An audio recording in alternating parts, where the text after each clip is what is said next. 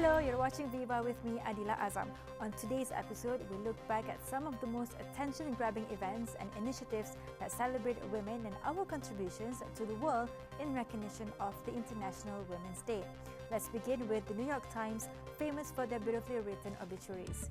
Since 1851, the New York Times has published thousands of obituaries of head of state, opera singers, the inventor of stovetop stuffing, and the namer of the slinky.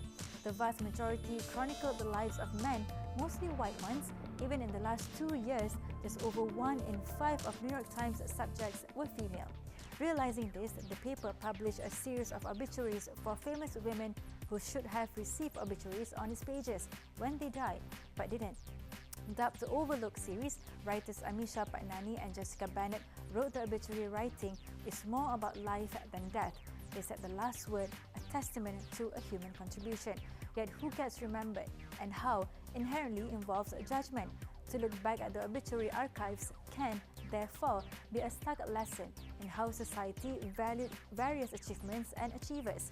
Among the list of women in Overlooked include Charlotte Brontë, who wrote Jane Eyre, Emily Warren Roebling, who oversaw construction of the Brooklyn Bridge when her husband fell ill, the Bollywood vixen Madhubala, Ida B. Wells, who campaigned against lynching, Chiu Jin, a feminist poet and revolutionary who became a martyr known as China's Joan of Arc, and more. These obituaries celebrate the women who left indelible marks who were nonetheless overlooked. They are sure to set your spirit on fire and inspire more women to follow their footsteps and create an indelible mark in the world. The paper said they will be adding to this collection each week as Overlook becomes a regular feature in the obituaries section and expanding their lens to include more women. Now let's talk about one of the most viral postings in conjunction with International Women's Day. Enter the Headless Women of Hollywood, a movie poster project that shines a light on Hollywood's continued and blatant sexism. Headless Women of Hollywood catalogues all the heinous posters from across the TV, film and advertising industries that include women's headless anatomy as their main selling point. Headless Women of Hollywood founder, the stand-up comedian Marcia Belsky, shared the mean offending posters on a Tumblr page dedicated to the cause, proving to her followers why Hollywood needs to change its way sharpish. The project first caught the public's eye in 2016, and now on its anniversary, Marcia is making sure that the crucial issue of female objectification is still first on everyone's agenda.